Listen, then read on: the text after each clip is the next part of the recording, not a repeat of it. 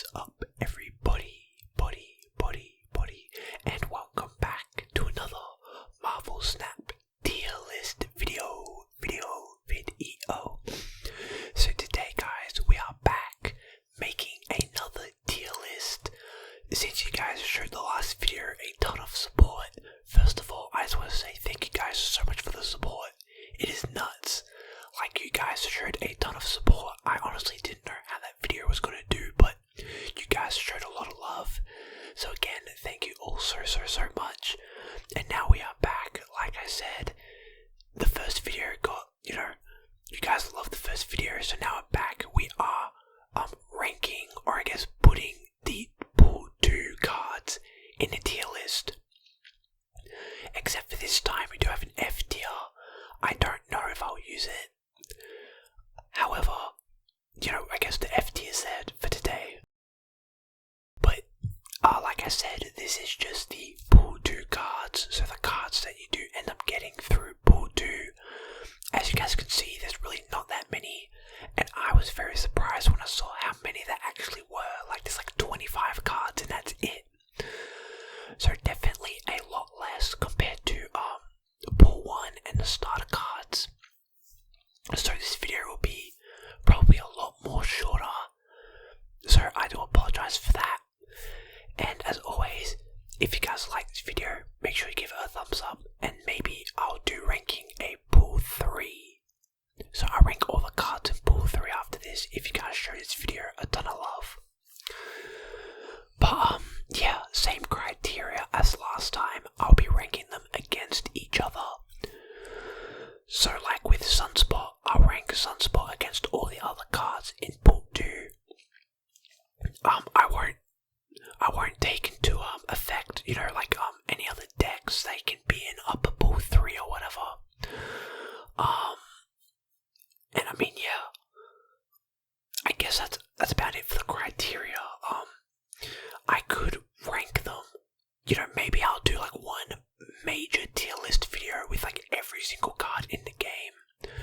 That way I'll rank them like evenly, no matter what pool they're in and whatnot. But this is just strictly the cards in Pool 2. So, I mean, yeah, guys, without further ado, starting it off with Rhino. Now Rhino, I don't really use him personally. I have seen people use him, but his ability is that he ruins a location. So if you guys don't know, when you drop him on a location, he kind of has the same effect as like Scarlet Witch or Storm. However, it just changes the location to ruin, so the location, it's still active. It just means the location has no ability. Like, you can still play cards there, it just means it has no ability. So his ability can be pretty good. I'll probably put him at the D tier. I mean, you could move him up to C. Also, like the last video, all these cards are subject to change. But I mean, yeah, for right now he's at D. I don't really see a whole lot of people use him. He's a 3 cost, 3 power, so he's pretty, I guess weak. And yeah, he just belongs in D tier. Alright, next up we have Scorpion, who I do believe is a 2 cost and not a 3 cost. I could be wrong though. But Scorpion, I'm putting him above Rhino at the C. His ability is on reveal, is that all your opponent's cards in their hand get -1 power. So they all get reduced by 1 power. So if they have Swarm, their Swarm becomes a 2 cost, 2 power. Collector would become a 2 cost -1 power. So he's very good at disrupting the opponent's hand. And especially since he's not a 3 cost anymore, I still believe he's a 2, but again, I could be wrong. So you can play him pretty early. His ability is actually pretty good. So yeah, and plus you see people use them a lot anyway. Just a very good disruption card. Shang-Chi, the 4 cost, 3 power. Now, I'll put him at A. He could be S, honestly, but you don't really see him being played a whole lot. If you guys don't know his ability, even though he's very weak at a full cost 3 power, very, very weak, his ability is that he destroys all your opponent's card at the location he's played at that have 9 power or above. So if it's the final turn, your opponent's like, okay, I'm gonna drop a heavy hitter. They drop like an infinite, right? 20 power. But you play Shang-Chi, right? Let's say they flip first, they reveal the infinite, and then you reveal Shang-Chi. Shang-Chi will destroy infinite, which is really, really good, right? So it can kind of help you win a location you're fighting for, especially if your opponent is planning on dropping a heavy hitter. But yeah, again, you don't see him used a whole lot. He used to be used a whole lot back in the day, but like now, not so much, but he can be really, really good. Alright, next up we have Storm, who are also put at A. You do see her used quite a bit, so that's probably why she's at A. Again, she's pretty weak, 3 cost 2 power, but her ability is that the location becomes flooding. So basically, the next turn is the last turn cards can be played at the location. So if if your opponent thinks that, they're gonna let a location go or whatever, you can play Storm, or maybe you're like full committing to a location. You play Storm on turn 3, and then you play a card on turn 4, whatever, win the location. There's not much they can do about it, unless they're running like a movement deck or whatever, but, so she's very good at like winning a location, just because she can, just like lock it down or whatever, so that's why I put her at A. She's a very, very good card. Sunspot, I have to put him at S, dude, like, I have to, that's like a no-brainer, right? So, he may look very weak, 1 energy, 1 power, right? However, his ability is that, when at the end of your turn, every energy you don't spend goes into his power, right? So let's say you're on turn 5, right? You want to play like Infinite on turn 6. You skip turn 5, he now becomes a 1 cost 6 power. If he's on the board, if he's in your hand, it doesn't work. But his ability, so for every unspent energy at the end of your turn, he gains in power, which is nuts. So if you just like keep skipping and skipping and skipping, which I wouldn't recommend, but if you do end up doing that, he becomes like really, really, really strong.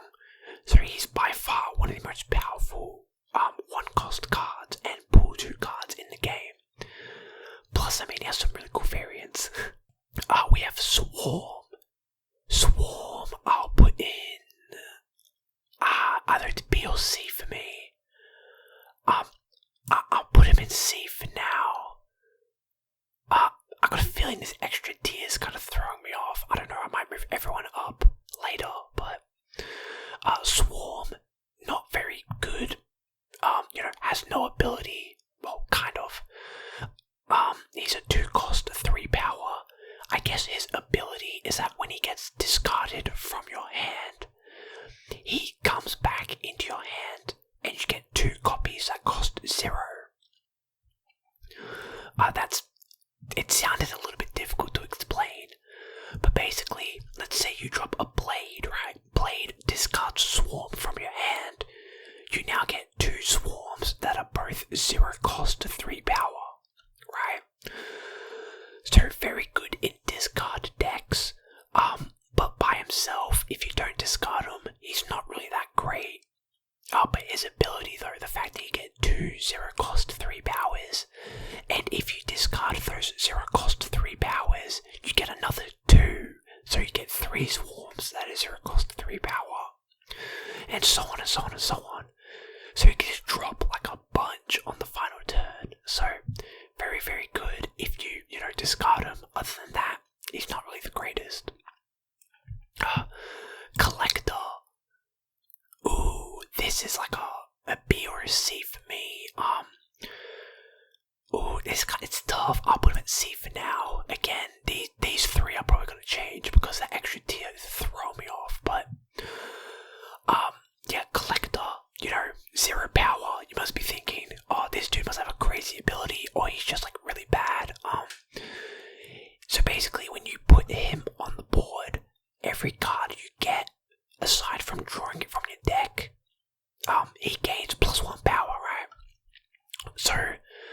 let's say you play Collector and then you play Agent 13, who just gives you a random card.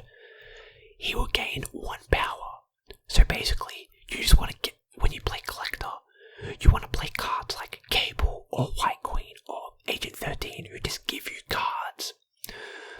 Because for every card you get, Collector will gain +1 power. So very good with like Devil Dinosaur as well, who, Devil Dinosaur, pull 1 card. He gains power based on how many cards you have in your hand, so you kind of want to get a lot of cards in your hand. And works well with Moon Girl, again, pull 1, who duplicates your hand. So he's very, very good. But if you're not running a deck like that, he's not the greatest, he'll be pretty low power. But again, he's subject to change, maybe go up, maybe go down, very popular. But if someone uses Collector, they're gonna have Devil Dinosaur right behind them. Infinite, he's S tier for me. Now he could go to A because of his ability that holds him back. But for me personally, he's an A tier, S tier. So, one of, if not the strongest card in the game. 6 cost 20 power, instantly wins your lane. Like, if you guys are in pool 2 and you play Infinite on turn 6, you can literally play him at a location by himself and he'll win you it 1000% of the time. Like, he's just that good. Works really well with Sunspot because his ability is that if you play a card last turn, you can't play him, right? So since he's a 6 cost, you want to skip turn 5 because then you can play him on turn 6, right? And again, works really well with Sunspot because if you skip on turn 5, Sunspot gains 5 power, and then you can play Infinite, so you get a strong Sunspot and Infinite. It just works so well. Plus, you see Infinite even up at the higher pools, but like even in pool 2, he's like so strong. So definitely would recommend him. Vision. Ooh, Vision. Now, I know he's a 5 cost, 7 power, but I'm gonna put him at C. Dude, I might even put him at D. Like, he's not the most popular card. His ability is that you can move him once every turn. However, since he's a 5 cost, you can literally only move him on turn 6. Unless, you have a location that reduces energy cost by 1. So then it becomes like a 4 cost or whatever, but he's basically just like a jacked up Nightcrawler, right? Like, I know you can move him once a turn, but considering that you can only play him on turn 5 90% of the time, and then, turn 6 you can move him once, you can't really get the most out of his abilities, so that's why he's at C for me. I mean, he's relatively strong at a 7, but I feel like C's good. He could honestly go down for me, just because you don't use him a whole lot, but I feel like C's pretty good. Vulture. I'll put him at B, the first B tier card for now. I like Vulture, right? He's very, he's like a staple in a movement deck. So basically when you move Vulture, he gains, I believe it's like +6 power, if I'm not mistaken. It's like +5, +6, or something along those lines. Very good, again, in a movement deck with Heimdall, Doctor Strange, Iron Fist, because what you want to do is you want to keep moving Vulture, right? Because he can become a really strong card in such a short amount of time. It's nuts. That's why he's over at B. But like, if you don't end up moving him, he's just not that good. But since you're gonna use him like strictly in a movement deck, so good, dude. Like, he can become so strong so quickly, and your opponent will be like, what the heck? But next we have Bucky Barnes. I'll put him at B as well. He's a 2 cost, 1 power, so you guys might be thinking, oh my god, this dude's so weak. But his ability is that when he gets destroyed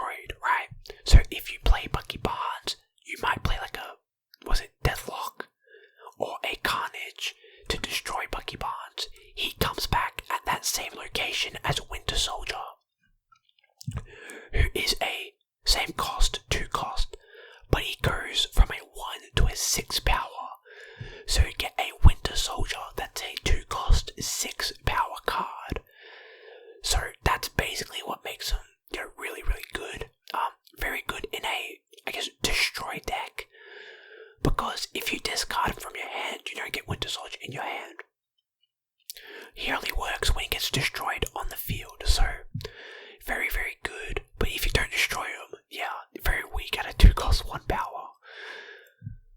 Morbius, B or C for me. I'm gonna go C.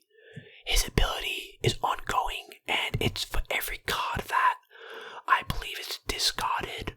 So discarded from your hand, not destroyed. He gains plus, I think, 1 or plus 2 power.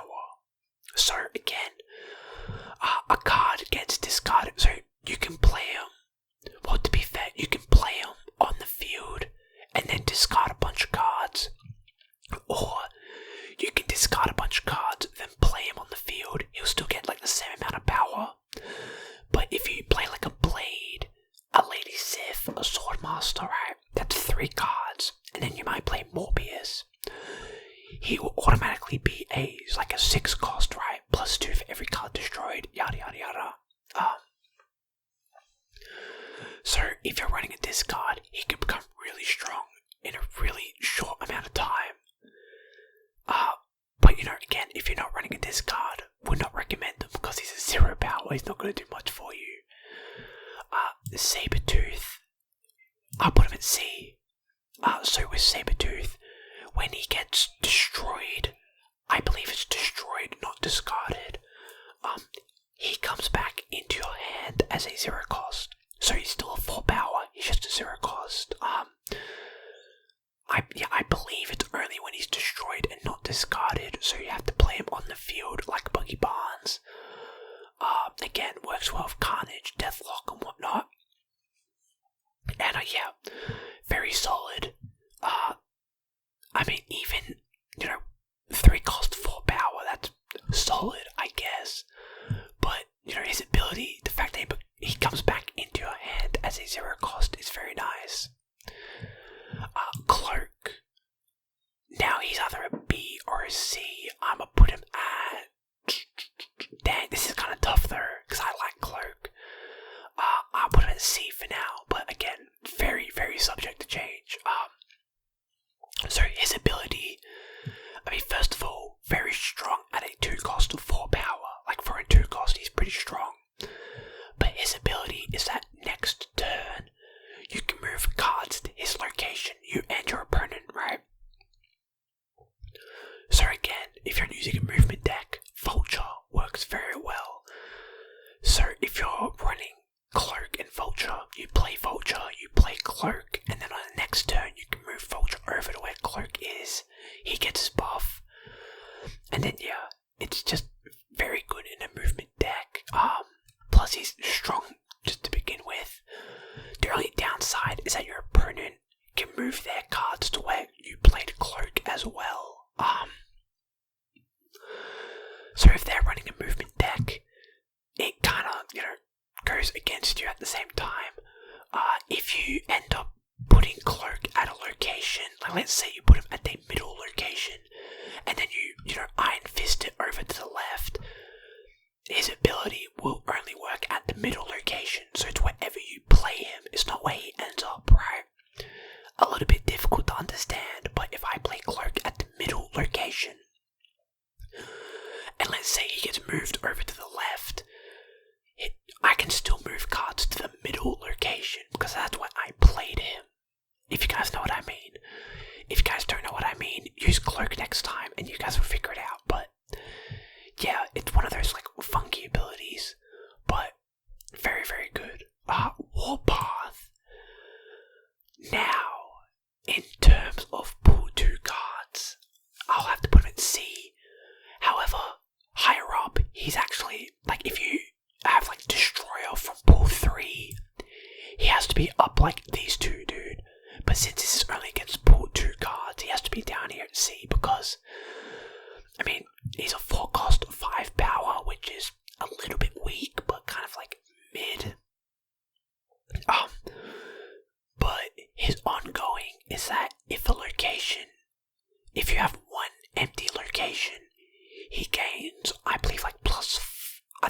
whether it's +4, +5, or +6 power, as long as that location remains empty, right?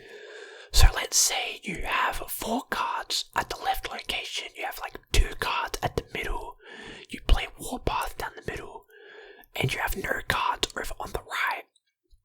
As long as you have no cards at the right, his ongoing will still activate. So he'll gain that like +4, 5, 6 power.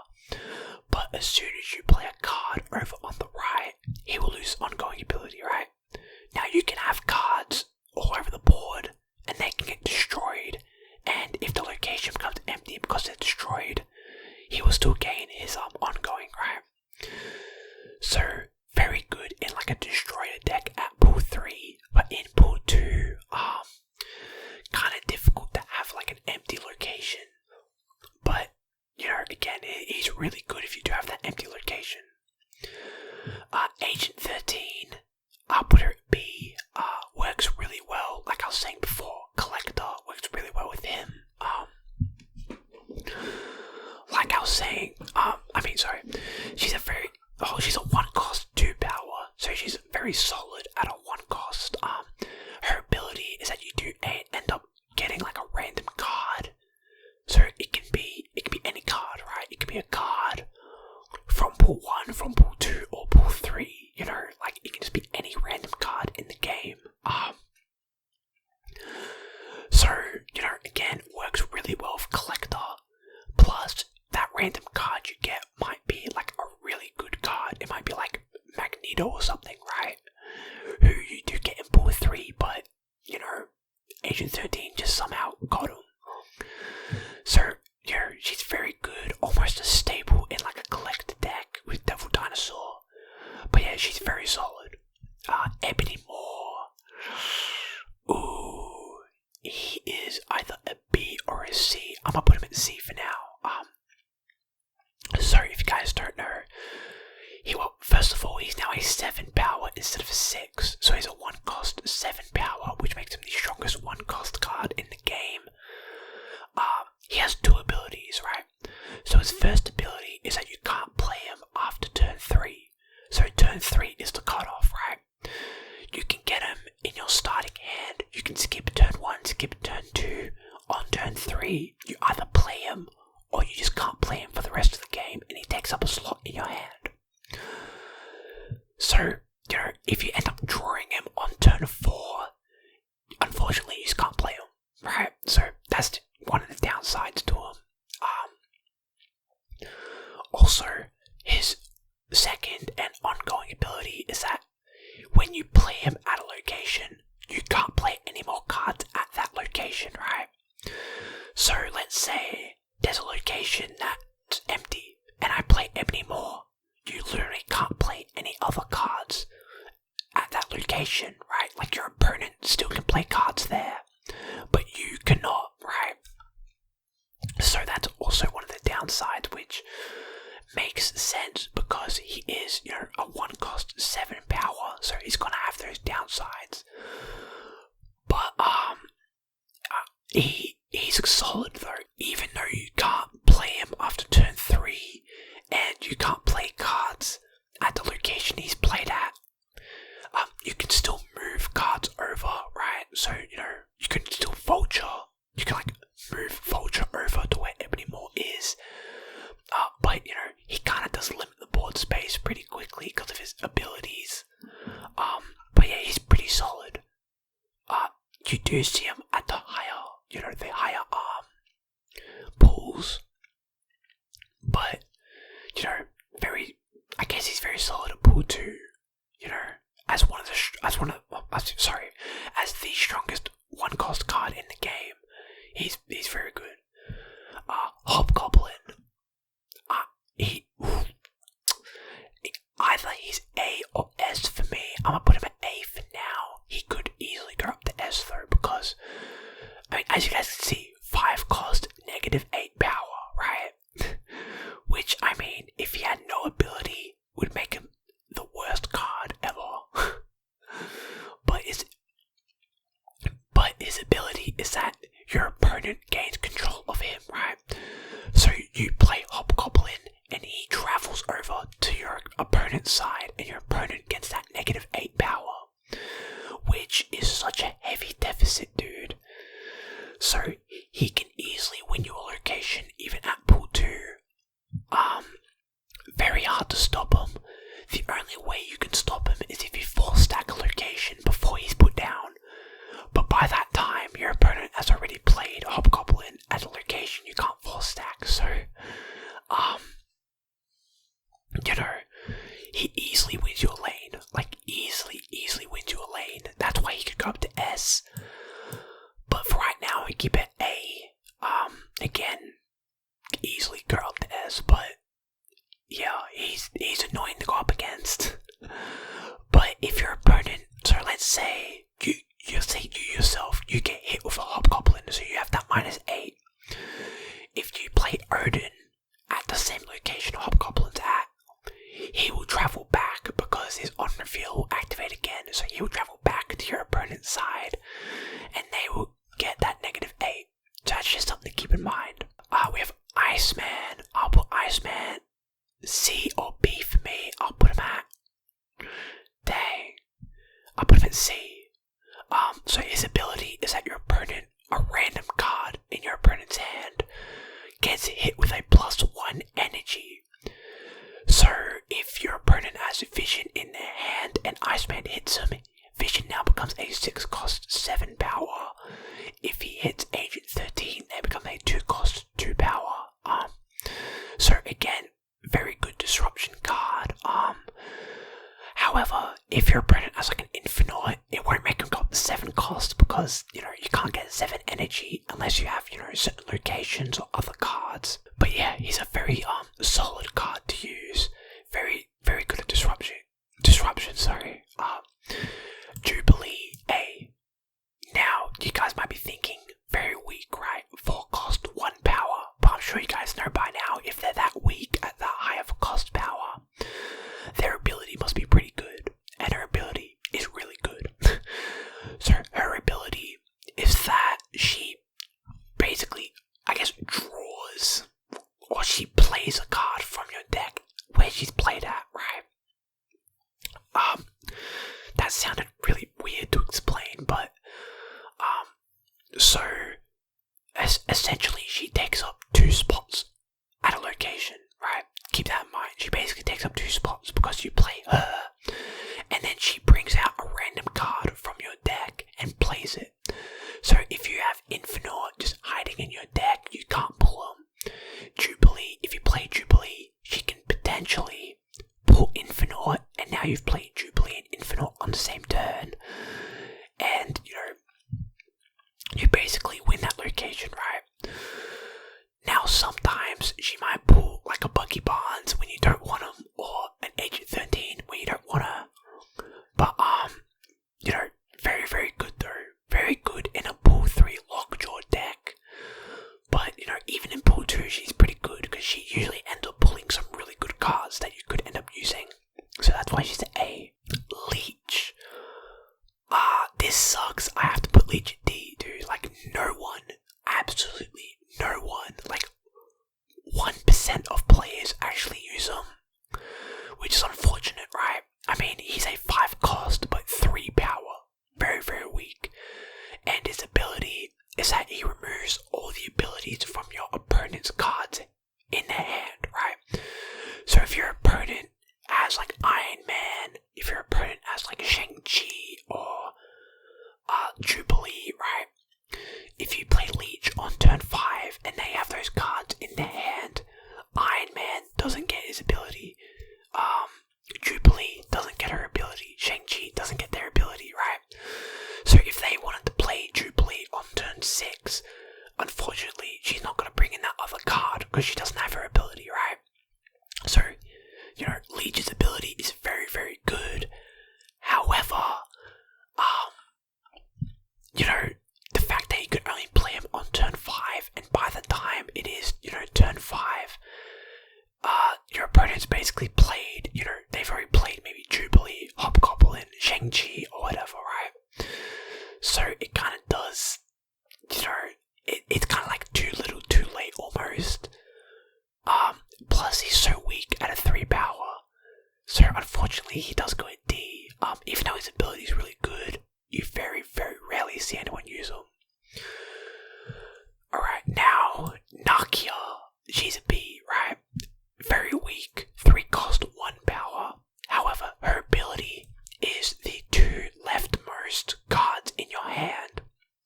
So the 2 cards furthest to the left in your hand get +2 power, right? Especially with the addition of like Black Panther, who, you know, everyone knows his ability is that he doubles his power on reveal. So, you know, that works really well with Black Panther, but it can also, you know, it can also make other cards really good, right? It can make Infinite a 22 power, can make Vulture a 5 power, can make Ebony Maw a 9 power or something, right? So, you know, very good at buffing, but like other than that, you know, she's very, very weak.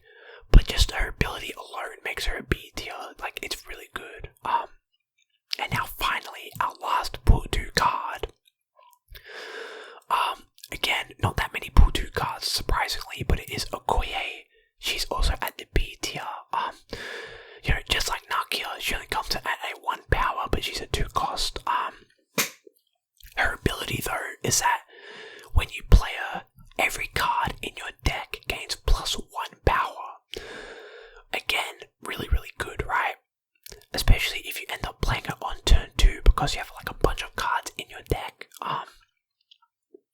So, you know, if you have Vision hiding in there, he becomes an 8. You have Rhino, he becomes a 4. It doesn't affect any cards in your hand. It's just ones in your deck. So the next card you draw, you'll see them with +1 power, which is really, really good. But yeah, I think I'm gonna make some adjustments. I want to delete this layer because I mean I honestly didn't even need it. I feel like I should move some more cards up. I don't know though. Yeah, I feel like Vision should not be in the same row as these guys. Okay, so but I don't think Vision's